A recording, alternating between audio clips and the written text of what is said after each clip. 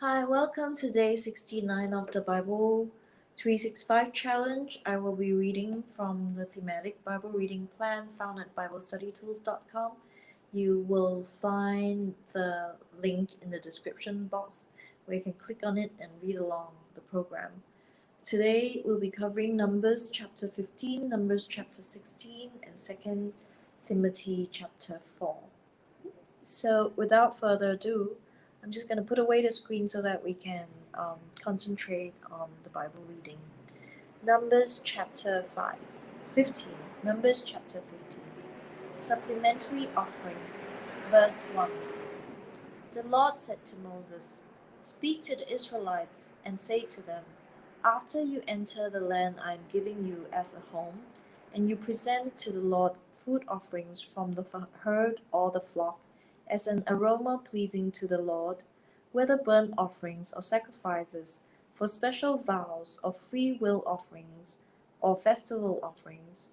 Then the person who brings an offering shall present to the Lord a grain offering of a tenth of an ephah of the finest flour mixed with a quarter of a hin of olive oil.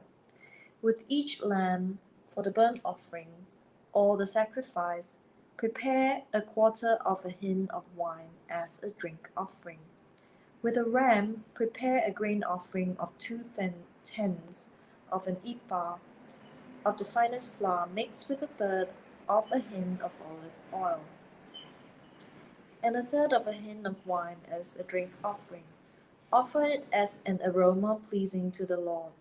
When you prepare a young bull as a burnt offering or sacrifice, for a special vow or fellowship offering to the Lord, bring with the bull a grain offering of 3/10 to an ephah of the finest flour mixed with half a hin of olive oil, and also bring half a hin of wine as a drink offering. This will be a food offering, an aroma pleasing to the Lord.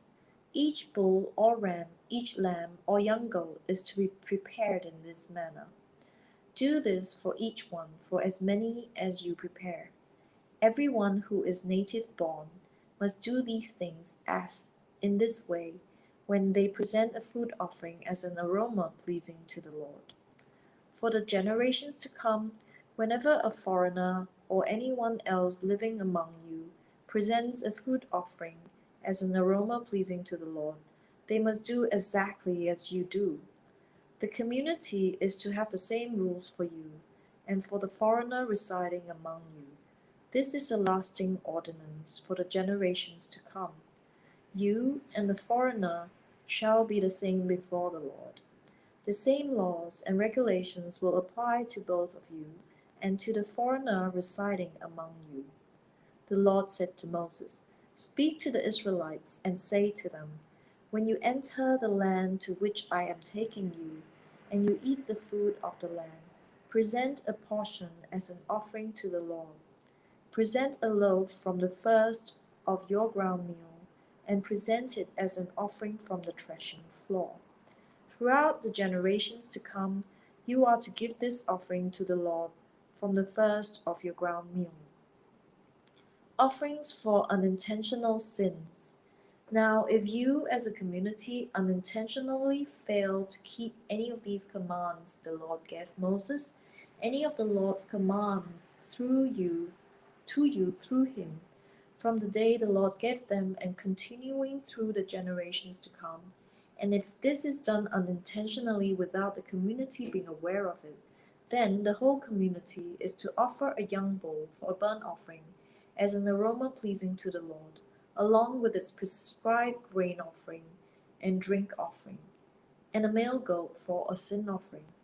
The priest is to make atonement for the whole Israelite community, and they will be forgiven, for it was not intentional, and they have presented to the Lord for their wrong a food offering and a sin offering. The whole Israelite community and the foreigners residing among them will be forgiven, because all the people were involved in the unintentional wrong. But if just one person sins unintentionally, that person must bring a year-old female goat for a sin offering. And the priest is to make atonement before the Lord for the one who erred by sinning unintentionally, and when atonement has been made, that person will be forgiven. One and the same law applies to everyone who sins unintentionally, whether a native-born Israelite or foreigner residing among you. But anyone who sins defiantly, whether native-born or foreigner, blasphemes the Lord and must be cut off from the people of Israel, because they have despised the Lord's word and broken his commandments. They must surely be cut off, their guilt remains on them. The Sabbath breaker put to death. Verse 32. While the Israelites were in the wilderness, a man was found gathering wood on the Sabbath day. Those who found him gathering wood brought him to Moses and Aaron and the whole assembly, and they kept him in custody because it was not clear what should be done to him. Then the Lord said to Moses, "The man must die. The whole assembly must stone him outside the camp." So the assembly took him outside the camp and stoned him to death, as the Lord commanded Moses. Tassels on garments. Verse 37. The Lord said to Moses, "Speak to the Israelites and say to them, throughout the generations to come, you are to make tassels on the corners of your garments, with a blue cord on each tassel. You will have these tassels to look at, and so you will remember all the commands of the Lord, that you may obey them and not prostitute yourself by chasing after the lust of your own hearts and eyes. Then you will remember to obey all my commands and will be consecrated with your God. I am the Lord your God, who brought you out of Egypt to be your God. I am the Lord your God." Numbers chapter 16. Korah, Dathan, and Abiram. Verse 1. Korah, son of Izhar, the son of Kohath, the son of Levi, and certain Reubenites, Dathan and Abiram, sons of Eliab, and son of Peleth, became insolent and rose up against Moses. With them were 250 Israelite men, well-known community leaders who had been appointed members of the council. They came as a group to oppose Moses and Aaron and said to them, "You have gone too far. The whole community is holy, every one of them, and the Lord is with them. Why then do you set yourself above the Lord's assembly?" When Moses heard this, he fell face down.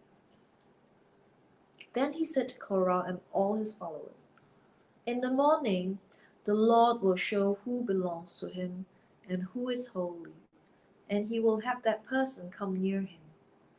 The man he chooses he will cause to come near him.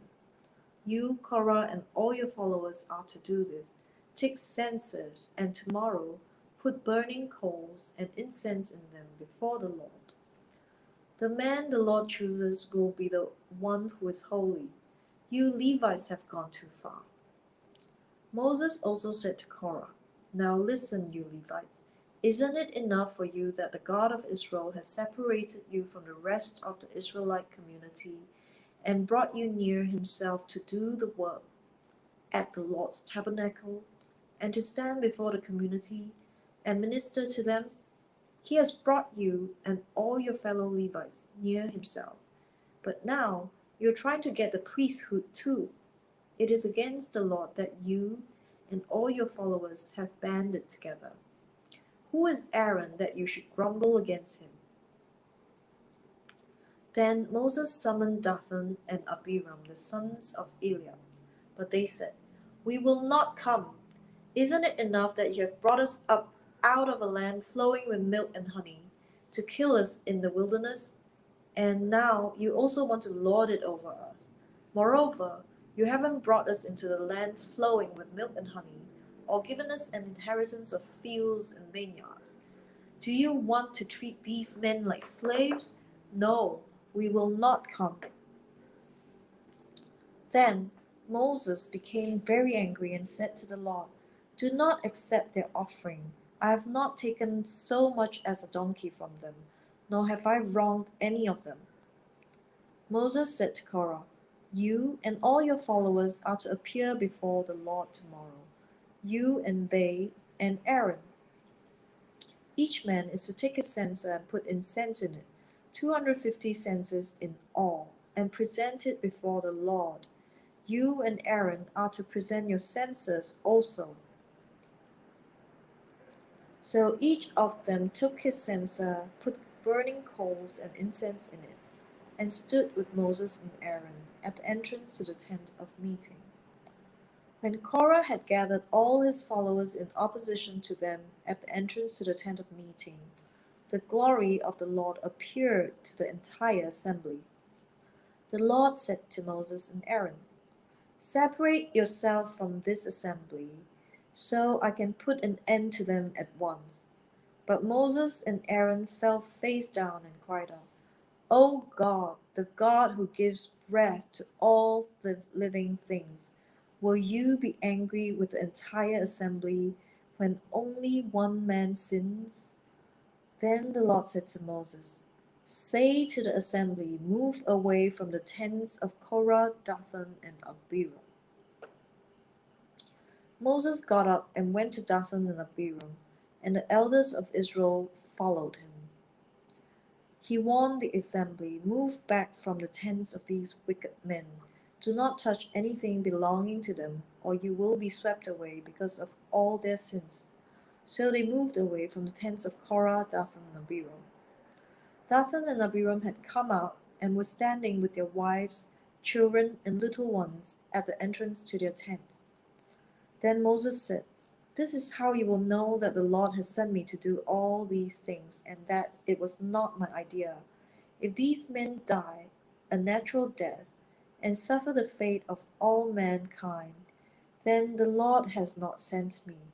But if the Lord brings about something totally new, and the earth opens its mouth and swallows them with everything that belongs to them, and they go down alive into the realm of the dead, then you will know that these men have treated the Lord with contempt." As soon as he finished saying all this, the ground under them split apart, and the earth opened its mouth and swallowed them and their household, and all those associated with Korah, together with their possessions. They went down alive into the realm of the dead, with everything they owned. The earth closed over them, and they perished and were gone from the community. At their cries, all the Israelites around them fled, shouting, "The earth is going to swallow us too!" And fire came out of the Lord and consumed the 250 men who were offering the incense. The Lord said to Moses, "Tell Eleazar son of Aaron the priest to remove the censers from the charred remains, and scatter the coals some distance away, for the censers are holy, the censers of the men who sinned at the cost of their lives. Hammer the censers into sheets to overlay the altar, for they were presented before the Lord and have become holy. Let them be a sign to the Israelites." So Eleazar the priest collected the bronze censers brought by those who had been burned to death, and he had them hammered out to overlay the altar, as the Lord directed him through Moses. This was to remind the Israelites that no one, except a descendant of Aaron, should come to burn incense before the Lord, or he would become like Korah and his followers. The next day, the whole Israelite community grumbled against Moses and Aaron. "You have killed the Lord's people," they said. But when the assembly gathered in opposition to Moses and Aaron and turned towards the tent of meeting, suddenly the cloud covered it, and the glory of the Lord appeared. Then Moses and Aaron went to the front of the tent of meeting, and the Lord said to Moses, "Get away from this assembly, so I can put an end to them at once." And they fell face down. Then Moses said to Aaron, "Take your censer and put incense in it, along with burning coals from the altar, and hurry to the assembly to make atonement for them. Wrath has come out from the Lord, the plague has started." So Aaron did as Moses said and ran into the midst of the assembly. The plague had started among the people, but Aaron offered the incense and made atonement for them. He stood between the living and the dead, and the plague stopped. But 14,700 people died from the plague, in addition to those who had died because of cholera. Then Aaron returned to Moses at the entrance of the tent of meeting, for the plague had stopped. 2 Timothy chapter 4. The final charge to Timothy, verse 1.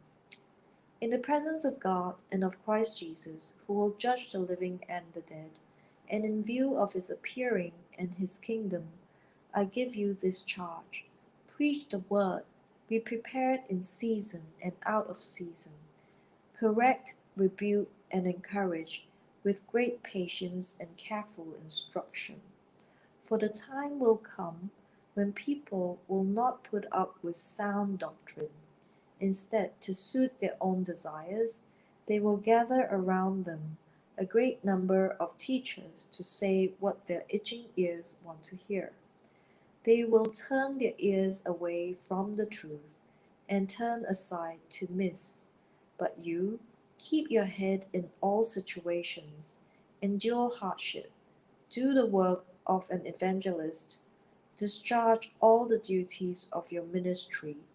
For I am already being poured out like a drink offering, and the time for my departure is near. I have fought the good fight. I have finished the race. I have kept the faith. Now there is in store for me the crown of righteousness, which the Lord, the righteous judge, will award to me on that day, and not only to me, but also to all who have longed for his appearing. Personal remarks. Verse 9.